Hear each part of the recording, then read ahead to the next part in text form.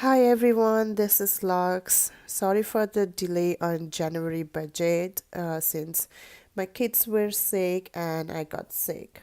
But anyway, without further delay, let me start this budget. On my binder, like I said before, on the plan ahead, on important dates, I have my doctor informations here for my kids and myself. Nothing special. I just want to put my budget as a very simple one.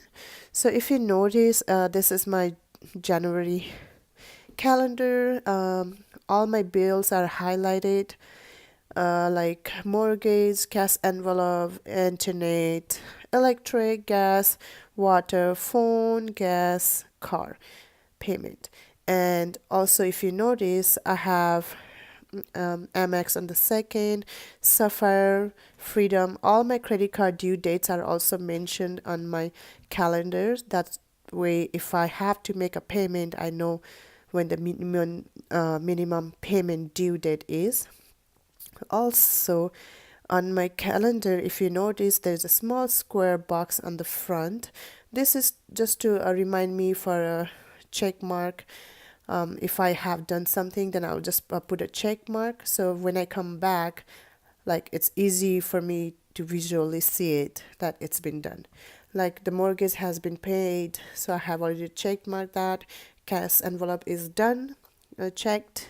Internet is done, check. The rest I have to still do it. On the top five note, I do not have anything special right now. But like I mentioned before, I need to pay off my car. So I put a note saying pay 850 in car extra payment. So nothing special on this. On the back of the plan, I do not have anything special again since I was sick. But I have this tracking here for my vitality check, and the rest sometimes I use the inner part for, to remember like what has to be done, and like Christmas decor out, vitality, and all the stuff. This one I already did it, so I need to check mark this. But the main part I use is the note part. Let me show you this one here. Let me take out my this one here. Okay. So basically, if you see here, this is my this is the part I write down my credit information, my cash envelope, credit card payments info, date, payment plan, and this is my budget for the month. So let's start from this part here. This is my, again, I have a square box on the front for a check mark if something is done. This is my credit card information. This is the statement balance, due date, closing statement, and the new balance for the following month. But if you look over here, there's a big balance here because we had a big holiday and our holiday starts from September. So I did not budget it. That's why you see a big balance here. But this year I'm going to budget for all of it. I have a cash envelope, grocery for 280, second grocery personal stuff for $20, tuition for 245, home supplies $30, auto insurance $60, life insurance 87, personal going out is 40, and personal for my husband is 18. Total comes to 780. The credit card information now, this is the one if I end up using credit card or the bills they come out from the credit card. I put the information here. Like the grocery 120, this is for online grocery pickup, which makes it very easy for me with the kids. I just go to the store and then pick it up and come back. Maximum it will take me is like 20 minutes because it's nearby. It says mortgage 1200, it comes from debit card, internet, Sapphire, water bill, Freedom. All the bills that come out, I put it from where it's coming out. The bottom part here is debt payment plan. Now I only have a car payment left, so we are trying to pay very fast by March. The car payment gets extra 850 from the first cash I have on hand, and also 5,000 cash from the life insurance I'm getting. I believe I'm getting around almost 6,000 and some change. The 5,000 goes to the car, 1,000 goes to my emergency fund, and the remaining I have for sinking fund and stuff like that. On my budget here, uh, my budget actually starts from December 28th to January 25th. The first payment I had budgeted was like 1150, second also 1150. The second income is 210.87. Cash on hand was 1630. So the total came to $4,130.87. So the bills and expenses I have is very simple. If you notice, the first one it comes out is a mortgage for 1,200. Sometimes my mortgage goes above 1,200, maybe like 1,600 depending on the tax and the home insurance. But if it goes above by the end of the year, I try to make that extra payment. That way every month my payment stays up to 1,200 or less. And I have a cash envelope of 780, which I already told you where it's coming from. Then I have an internet bill coming out $70. Gas I have $30. At the end I have gas 31. Electric I have 150. Car payment 420.68. Water 106. Phone 113. Now the total comes to 2,968 cents.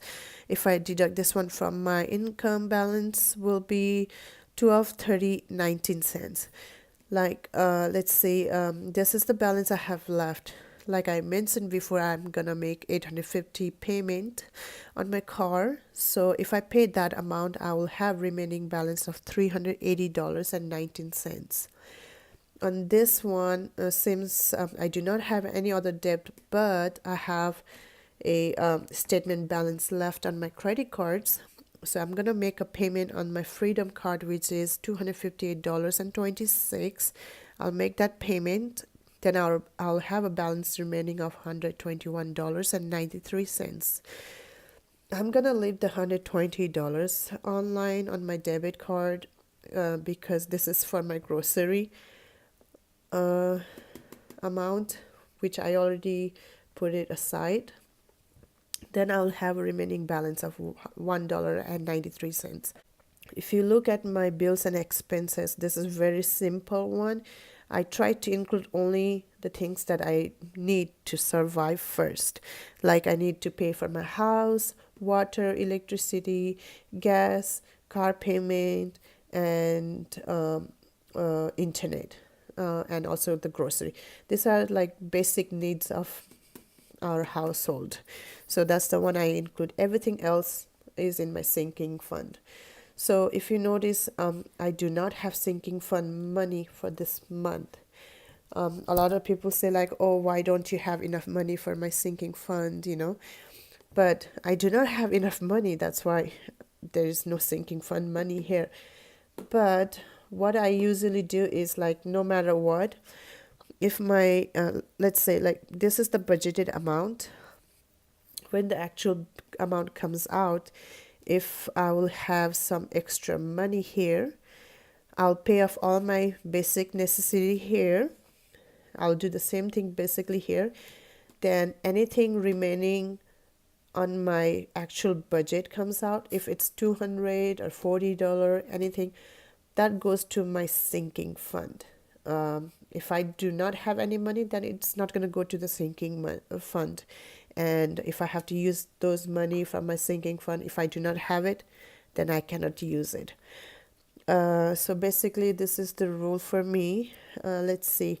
For the December 28th, my actual payment come out to be $1237.86 for my husband. The second income came to $235. The cash on hand was $1670. Pretty much there's like almost $200-300 difference. If you notice this amount at the end of the month when I have the second payment here, all of this is done This payments are all done, and if I have any money left, the actual differences, that money goes to my sinking fund. Now let me show you. It's very simple. I do not have any fancy way of doing my planner. I just want to do it simple that I can understand and it's easy to do it.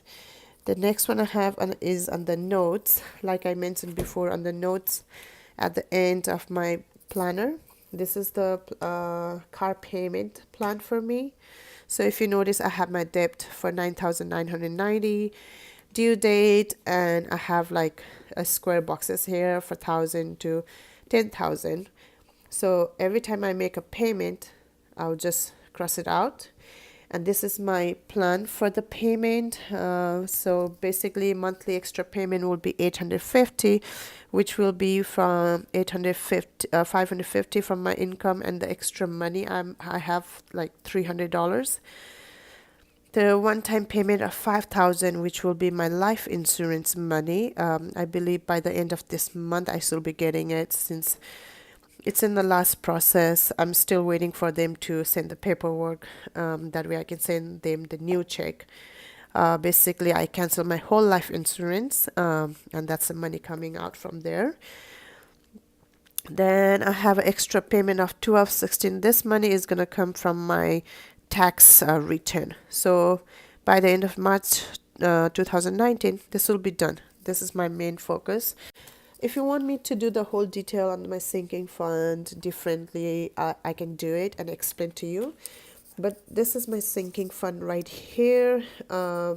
It's all detailed here for my daughter's birthdays, registration, toll, all details here. So if I have any money left on my budget, then I'll look at my sinking fund and I'll put the money towards here.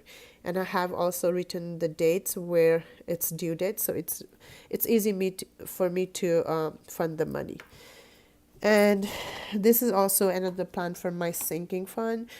If you want me to explain in a different detail, I can do that. But this is my plan for my January. Hopefully you are able to do the same way or differently. Please let me know if you have any question. I'll love to help you. And thank you for sticking with me. That way I can do better on my budget and take care of my family. Happy New Year again. Thank you. Take care. Bye.